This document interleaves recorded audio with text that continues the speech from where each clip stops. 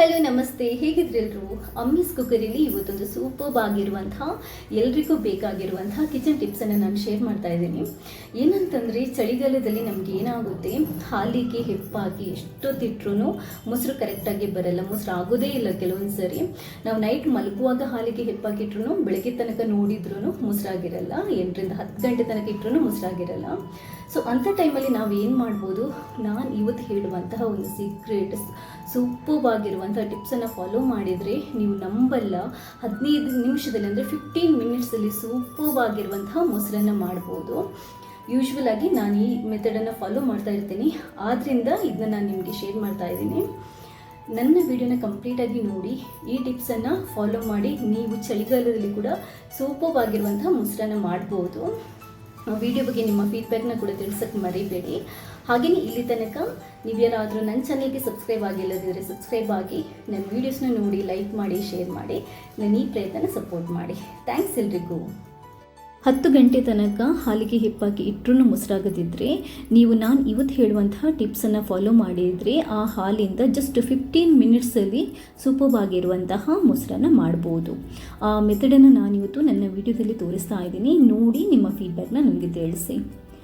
ನಾನು ಮೊದಲು ಏನು ಮಾಡ್ತೀನಿ, ಮೊಸರು ಮಾಡಬೇಕಿದ್ರೆ ಯಾವಾಗಲೂ ಗಟ್ಟಿ ಮೊಸರು ಬೇಕು ಅಂತಂದರೆ ನಾವು ಗಟ್ಟಿ ಹಾಲನ್ನೇ ತಗೊಂಡು ಚೆನ್ನಾಗಿ ಬಾಯ್ಲ್ ಮಾಡ್ಕೋಬೇಕಾಗುತ್ತೆ. ನೀರು ಹಾಕಿದ ಹಾಲಿಂದ ನಾವು ಮೊಸರು ಮಾಡಿದರೆ ನಮಗೆ ಗಟ್ಟಿ ಮೊಸರು ಬರಲ್ಲ. ಹಾಲನ್ನು ಚೆನ್ನಾಗಿ ಮುಂಚಿನ ದಿನ ಚೆನ್ನಾಗಿ ಬಾಯ್ಲ್ ಮಾಡ್ಕೊಂಡು ಇಟ್ಟಿರ್ತೇನೆ.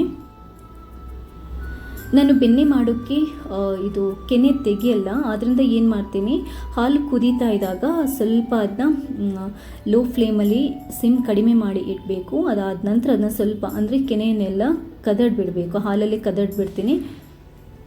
ಅದಾದ ನಂತರ ನಾನು ಸಿಮ್ಮಲ್ಲಿ ಒಂದು 4ರಿಂದ 5 ನಿಮಿಷ ಹಾಲನ್ನು ಕುದಿಸ್ತೀನಿ. ಯಾಕಂತಂದರೆ ಗಟ್ಟಿ ಇರಬೇಕು ಹಾಲು, ಆವಾಗಲೇ ಚೆನ್ನಾಗಿ ಬರುತ್ತೆ ಮೊಸರು.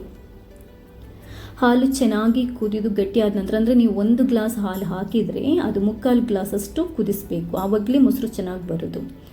ಅದನ್ನ ತಣ್ಣಗಾಗಲಿಕ್ಕೆ ಬಿಡಬೇಕು. ತುಂಬ ತಣ್ಣಗಲ್ಲ, ಒಂದು ಸ್ವಲ್ಪ ಅಂದರೆ ವಾರ್ಮ್ ಇದ್ದರೆ ಒಳ್ಳೆಯದು. ಅಂದರೆ ನಾವು 8-10 ಗಂಟೆಯಲ್ಲಿ ಮೊಸರು ಮಾಡಬೇಕು ಅಂತಂದರೆ. ಬಟ್ ಚಳಿಗಾಲದಲ್ಲಿ ಯಾವ ಥರ ಮಾಡಿಟ್ರೂ ಮೊಸರು ಆಗಲ್ಲ. ಇವಾಗ ನಾನು ಏನು ಮಾಡ್ತೀನಿ, ಮನೆಯಲ್ಲಿ ಮಾಡಿರುವಂತಹ ಹೆಪ್ಪನ್ನು 2 ಸ್ಪೂನ್ ಹಾಕ್ಕೊಂಡಿದ್ದೀನಿ. ಅದನ್ನ ಚೆನ್ನಾಗಿ ಒಂದು ಸ್ವಲ್ಪ ಹಾಲು ಹಾಕಿ ಮಿಕ್ಸ್ ಮಾಡ್ಕೋಬೇಕು. ಚೆನ್ನಾಗಿ ಅಂದರೆ ತುಂಬ ಚೆನ್ನಾಗಿ ಹೆಪ್ಪನ್ನು ಮಿಕ್ಸ್ ಮಾಡ್ಕೋಬೇಕು. ಹೆಪ್ಪು ಕರೆಕ್ಟಾಗಿ ಮಿಕ್ಸ್ ಆಗಿಲ್ಲದಿದ್ದರೆ ಹಾಲಿನ ಜೊತೆ ಮೊಸರು ಸರಿಯಾಗಿ ಬರಲ್ಲ. ಅದಾದ ನಂತರ ನಾನು ವಾರ್ಮ್ ಇರುವಂತಹ ಕುದಿಸಿಟ್ಟಿರುವಂತಹ ಹಾಲನ್ನು ಹಾಕಿ ಮಿಕ್ಸ್ ಮಾಡ್ಕೊತೀನಿ. 2 ಸ್ಪೂನ್ ಹೆಪ್ಪು ಹಾಕಿದ್ದೀನಿ. ಕುದಿಸ್ಬಿಟ್ಟು ಇದನ್ನ ಓವರ್ ನೈಟ್ ಇಟ್ಟಿದ್ದೆ. ಆಲ್ಮೋಸ್ಟ್ ಒಂದು 8ರಿಂದ 10 ಗಂಟೆ ಮಲಗೋಗಿ ಇಟ್ಟಿದ್ರೆ ಬೆಳಗ್ಗೆ ತನಕ ಇಟ್ಟಿದ್ದೆ. ನೆಕ್ಸ್ಟ್ ಡೇ ತೆಗೆದು ನೋಡಿದ್ರೂ ಮೊಸರು ಆಗಿಲ್ಲ. ನೋಡಿ, ಕೆನೆ ಅಷ್ಟೇ ಮೇಲೆ ನಿಂತ್ಕೊಂಡಿದೆ ಹೊರತು ಒಂದು ಚೂರು ಮೊಸರು ಆಗಿಲ್ಲ. ಈ ಹಾಲನ್ನು ಇನ್ನು ಬೇರೆ ಯಾವುದಕ್ಕೂ ಯೂಸ್ ಮಾಡೋಕ್ಕೂ ಆಗಲ್ಲ. ಸೊ ಕೆಲವ್ರು ಏನು ಮಾಡ್ತಾರೆ, ಇದು ಹಾಲು ಇನ್ನು ಮೊಸರು ಆಗಿಲ್ಲ, ಹಾಳಾಗಿದೆ ಅಂತ ಅಂದ್ಬಿಟ್ಟು ಬಿಸಾಡ್ಬಿಡ್ತಾರೆ. ಅದರ ಬದಲಾಗಿ ನಾವು ಏನು ಮಾಡ್ಬೋದು, 10 ಗಂಟೆ ಇಟ್ಟ ಹಾಲು ಮೊಸರಾಗಿಲ್ಲದಿದ್ದರೆ ಒಂದು ಸಿಂಪಲ್ ಟಿಪ್ಸ್ ತೋರಿಸ್ತೀನಿ. ಈ ಟಿಪ್ಸನ್ನು ಫಾಲೋ ಮಾಡಿ ಸೂಪರ್ಬ್ ಆಗಿ 15 ಮಿನಿಟ್ಸಲ್ಲಿ ಮೊಸರು ಮಾಡ್ಬೋದು. ಒಂದು ಪಾತ್ರೆ, ಅಗ್ಲತಲದ ಪಾತ್ರೆಯಲ್ಲಿ ನೀರು ಹಾಕಿ ಒಂದು ಸ್ವಲ್ಪ ಅದನ್ನ ಕಾಯಿಸಬೇಕು. ಅಂದರೆ ಕುದಿಬಾರ್ದು, ಬಟ್ ತುಂಬಾ ಬಿಸಿ ಆಗಬೇಕು. ಕುದಿಬಾರ್ದು, ಒಂದು 90% ಅಷ್ಟು ನೀವು ನೀರನ್ನು ಬಿಸಿ ಮಾಡ್ಕೋಬೇಕು.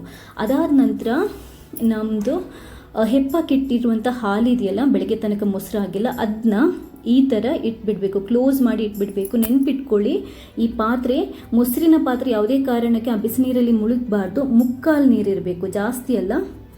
ನಾವು ಮೊಸರು ಹಾಲು ಪಾತ್ರೆಯಲ್ಲಿ ಎಷ್ಟಿದೆ ಅಲ್ಲಿ ತನಕ ನೀರಿರಬೇಕು, ಗೊತ್ತಾಯ್ತಾ?